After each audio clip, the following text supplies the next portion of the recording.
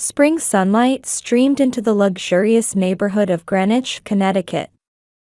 In the living room of the Hamilton residence, a colonial-style mansion characterized by its white walls and black front door, the usual tension lingered in the air. Only the faint hum of the latest Sub-Zero refrigerator broke the silence. "Mary, are you planning to serve homemade scones at today's tea party?" Barbara Hamilton cast a contemptuous glance while seated on an antique Ethan Allen sofa. Dressed in a Ralph Lauren tweed jacket, she exuded the authority of her former position as a private school teacher. The afternoon tea party with the First Presbyterian Church elders was her perfect opportunity to demonstrate her social influence. "Yes, Mother. I prepared them last night. I plan to serve them with Earl Grey tea imported from England," Mary replied calmly. With her brown hair tied back and wearing a modest jade crew dress, she maintained her usual humble demeanor. Despite graduating with honors and currently working as a project manager at an IT company, she was always treated as an outsider in this house. "Well, perhaps something from Whole Foods would have been better, for someone of your background," Catherine snickered from the corner of the living room, dressed in Lululemon yoga wear while glancing at her smartphone. Preoccupied with her Instagram follower count, she was busy promoting her yoga studio. At that moment, the golden retrievers Max and Bella quietly approached Mary's feet. She naturally stroked their heads with gentle affection. The two dogs contentedly narrowed their eyes on the expensive Persian carpet. Though Barbara had purchased them for show to impress the neighbors, Mary had taken on all their actual care. "The dog's fur will get on your clothes. Get away. Besides, weren't they groomed last week? They smell a bit," Barbara grimaced. In reality, Mary had been taking them to a specialist shop every week without fail for grooming. The sound of the heavy front door opening announced John Hamilton's return home. As an architect running his own firm, he had recently enhanced his regional reputation by successfully completing a historical building renovation project in Greenwich. His Brooks Brothers suit emphasized his sincere character. "I'm home. It's warm today," said John, with his short black hair and kind eyes, heading straight to Mary and kissing her cheek. His wedding ring gleamed in the sunlight. "Welcome home, dear. How did today's meeting go?" Mary smiled at her husband. They had met 3 years ago at a charity event at St. Mary's Church. Mary, successful as an IT project manager, had captured John's heart with her intellectual charm. Though they married at the same church after a year of dating, Barbara and Catherine had never welcomed her from the start. "Yes, it was perfect. More importantly, the scent of Mary's scones is wonderful," John said, happily sniffing his wife's homemade treats and giving her a warm smile. Beautiful arranged scones sat on the kitchen island counter. "Mary, would you mind not attending tomorrow's event at First Presbyterian Church?" Barbara said while placing an expensive porcelain cup on the marble coffee table. "My friends will be there, especially Mrs. Williamson. Someone of your background wouldn't fit in. Besides, don't you have the dogs to take care of?" "Mother," John started to protest, but Mary gently took his hand and stopped him. She had endured the family tensions for 3 years. "I understand, Mother. It's time for Max and Bella's walk anyway." Through the living room's large windows, the beautifully maintained garden was visible, with roses and hydrangeas blooming in various colors and a fountain flowing with crystal-clear water. Looking at this scene, Mary was strengthening her resolve. Coming from a middle-class family and graduating college on a scholarship, she had never known how to give up. Max and Bella rested their heads on her lap. Their warmth gave Mary strength. The setting sun beyond the garden dyed this moment of quiet determination in red. One afternoon with soft spring sunlight streaming in, Mary had returned early from work. A pure white luxury envelope placed at the entrance caught her eye. Picking it up, she felt the texture of high-quality paper against her fingertips. A wedding invitation with the Hyatt Regency Greenwich's logo embossed in gold. From Catherine Hamilton and James Anderson. Mary's hands trembled slightly.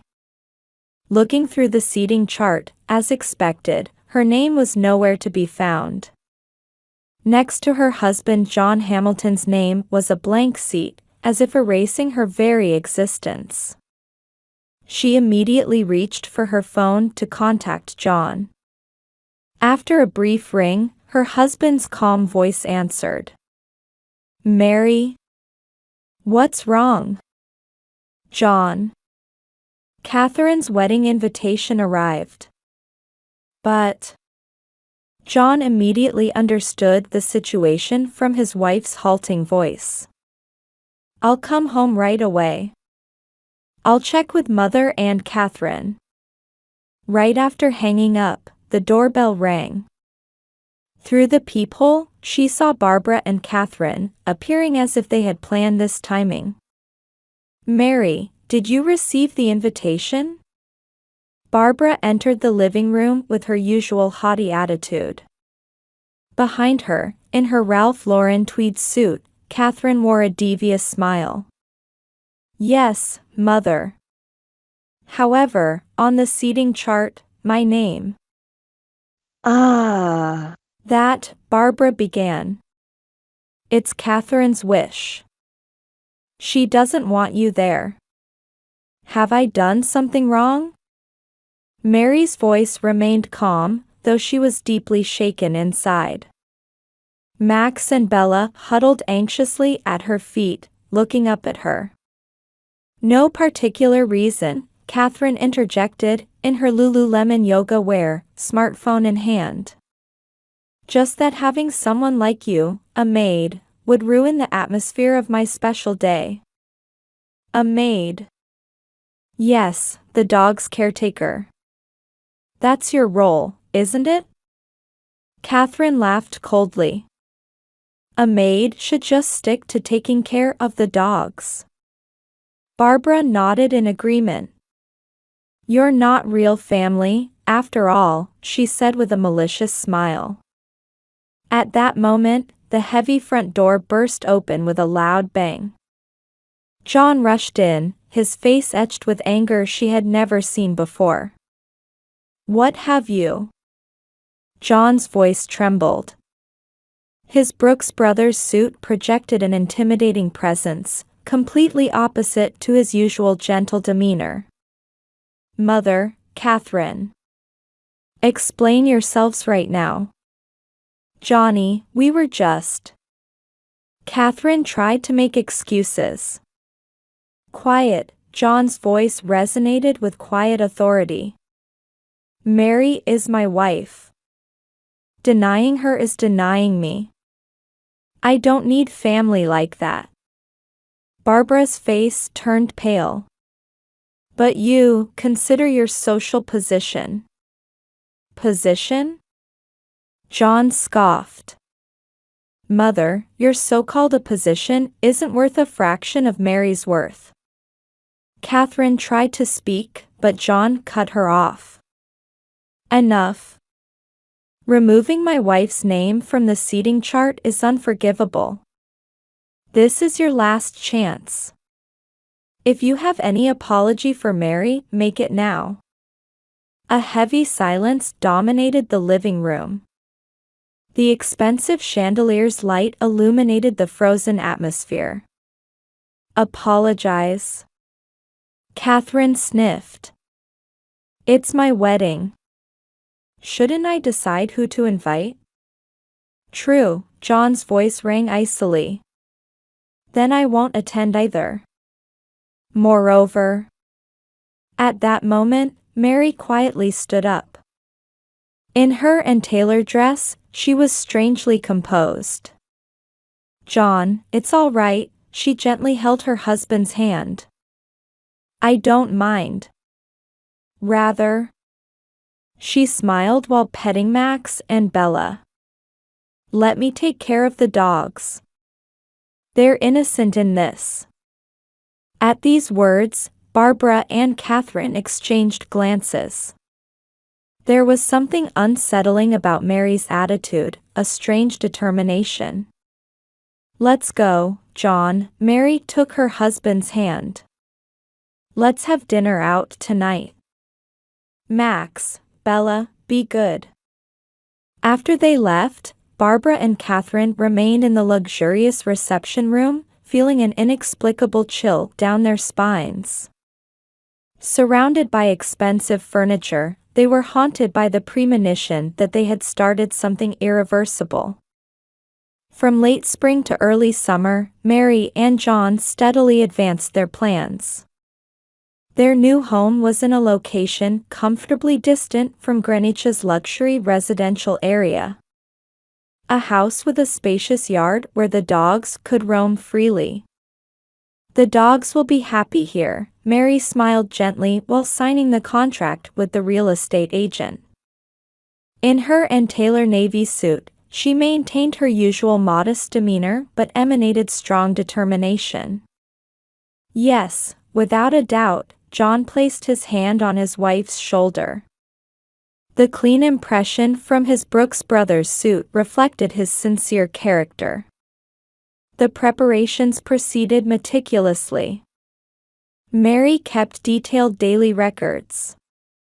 Her smartphone camera documented Barbara and Catherine's negligent treatment of the dogs, forgotten feedings, neglected walks, indifference to veterinary care. Everything was chronologically organized and perfectly compiled as submission materials for animal welfare organizations.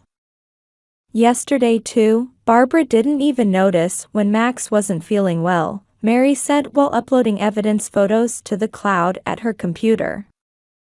On her desk were numerous awards proving her IT company career. Her achievements as a project manager earning $80,000 annually completely negated the derogatory label of a maid. They never tried to see your true worth, John said, spreading out renovation plans for their new home as soon as he returned from his architectural firm. Everything was carefully thought out, special spaces for the dogs, comfortable living flow lines. But that's fine. By not noticing, they'll lose something precious. Mary's voice held no sadness. Instead, it was filled with quiet determination. Legal preparations were also thorough. Evidence photos and records of animal abuse were submitted to Greenwich's most respected law firm. Barbara's verbal abuse was clearly recorded by high-performance recording equipment. This is clearly a case of animal abuse, the lawyer nodded while reviewing the materials.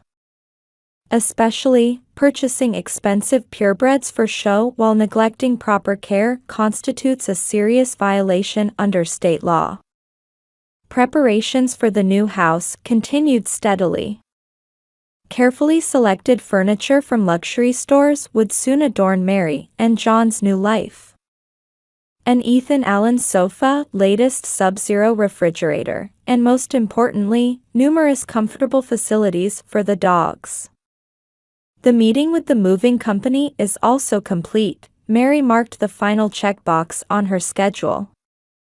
The perfect plan was proceeding toward the wedding day. And finally, that day arrived. Early morning, before dawn in Greenwich. A large truck quietly pulled up beside the Hamilton mansion. Here as scheduled, Mr. and Mrs. Hamilton. The moving company staff swiftly began work as previously arranged. Luxury furniture, mementos, and most importantly, crucial documents. Everything was transported to the new home. Max, Bella, let's go to our new home, Mary called the two dogs, who wagged their tails happily, as if they had been waiting for this day. As a final touch, Mary carefully arranged a series of documents on the living room's central table. Numerous awards proving her career, evidence photos and detailed records of animal abuse, purchase contract for the new house, and John's handwritten declaration of severance. It's done. In the kitchen, she left records of the dog's care, daily feeding, walks, veterinary visits. Clear evidence of how Barbara and Catherine had viewed the animals as mere tools. Ready? John asked gently. Yes, Mary smiled in response. But one last thing. She attached a photo to the living room wall. It was a close-up of where her name had been erased from the wedding invitation. Beside it, a document transcribing Barbara and Catherine's verbal abuse. Now, let's go. Mary and John quietly left the house with Max and Bella. Their expressions showed no trace of regret as they got into the luxury car. As the sun began to rise, the car drove off toward their new life. In the back seat, the two dogs cuddled happily together. They too were about to find true happiness as members of their new family. The old residence reflected in the rearview mirror grew smaller, dissolving into the morning mist. Left behind was a world full of pretense and prejudice. The wedding was lavishly held at the Hyatt Regency Greenwich. Catherine, dressed in a highest-end designer wedding gown, perfectly played the part of an Instagram-worthy bride.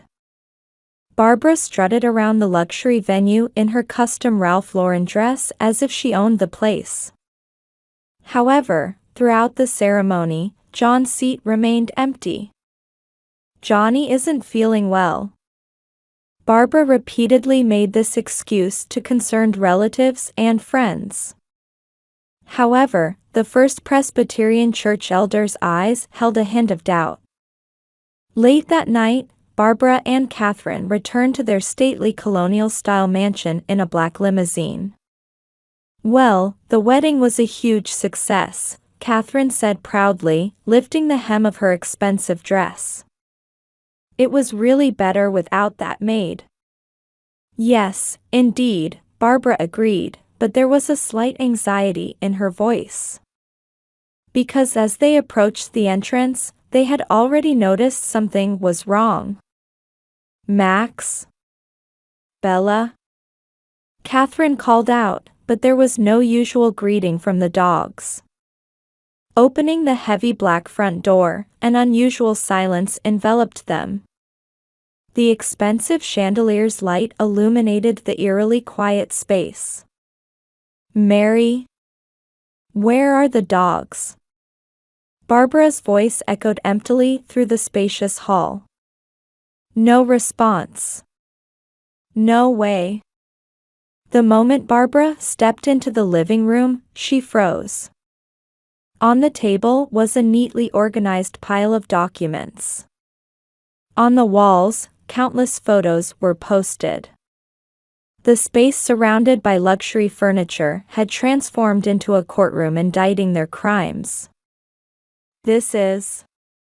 Catherine picked up one photo. It clearly documented the dogs, unfed and unwalked. Detailed records accompanied the dated photos. What does this mean? Barbara picked up another document with trembling hands. It detailed Mary's brilliant career. Numerous achievements at her IT company, an annual salary statement of $80,000, team leader evaluation reports. The fact that the woman they had scorned as a maid was actually a highly capable professional was mercilessly revealed. In the kitchen were the dog's care records. records Mary had kept without fail every day. They clearly showed how Barbara and Catherine had viewed the animals as mere tools. "Mother, this." Catherine's voice trembled. A letter placed in the center of the table. It was John's declaration of severance. "Mother, Catherine. You don't seem to truly understand what your actions mean. Calling Mary a maid, excluding her from the wedding, trampling on her human dignity. This isn't just a family dispute. This is an issue of basic human ethics. Mary earns $80,000 annually as an IT project manager, leading many subordinates. Her background and abilities far exceed your imagination.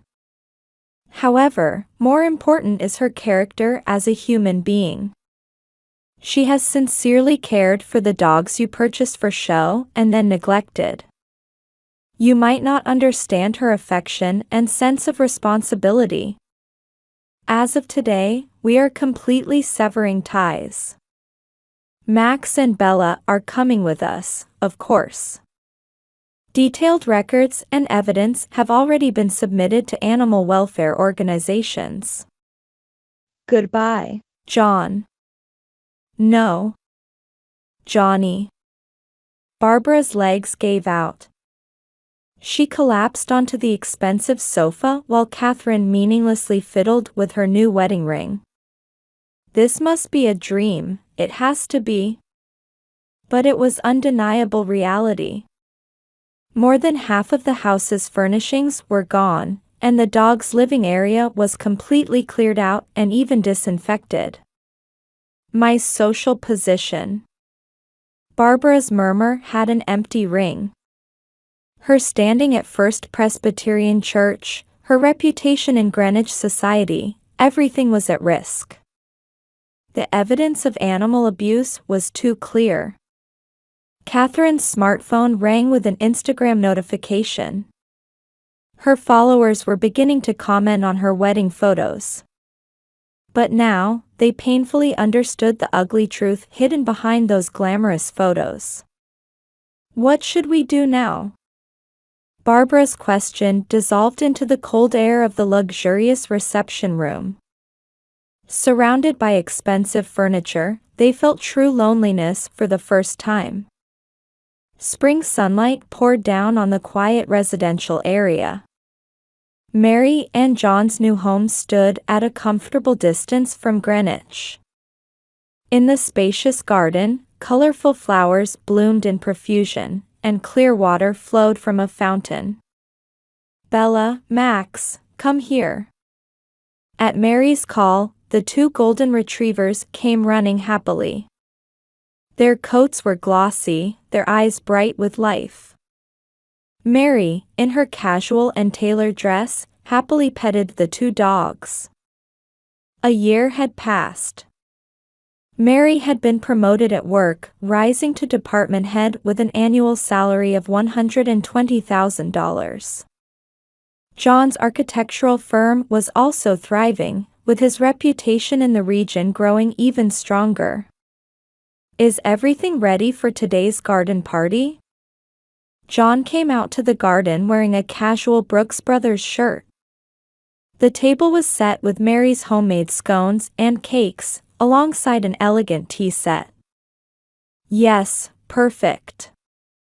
Their reputation in the new community was surprisingly high.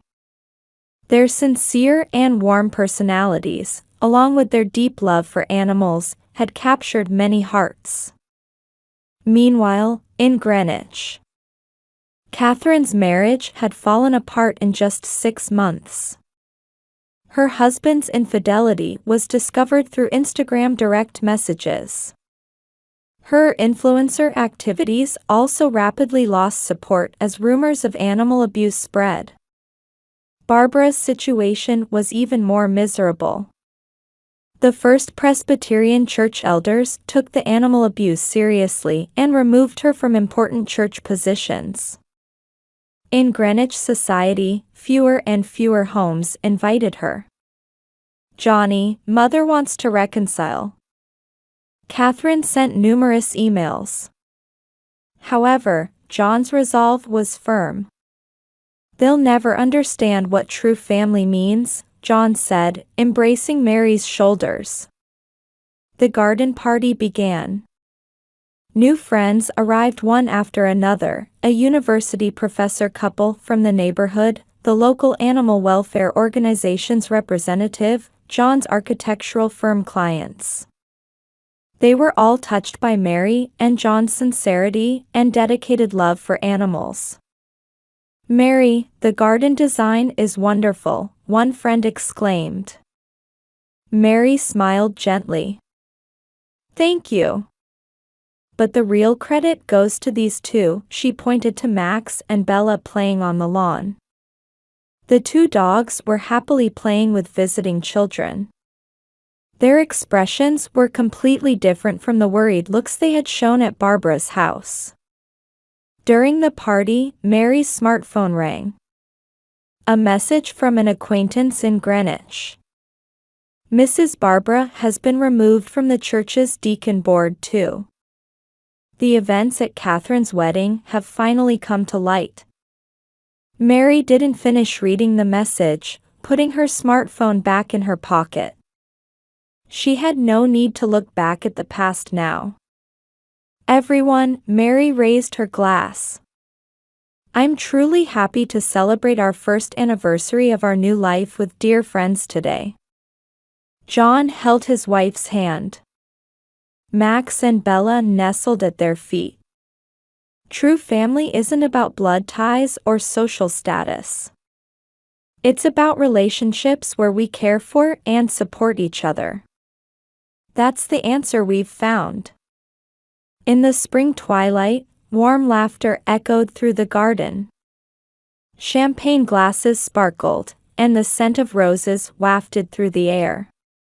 In this happy space, Mary and John spent peaceful moments with their new, true family. Away from the bustle of the luxury residential area, in this quiet place, they had found genuine happiness. It was something that Barbara and Catherine, in their arrogance, would never understand. Max and Bella smiled contentedly on the sunlit lawn.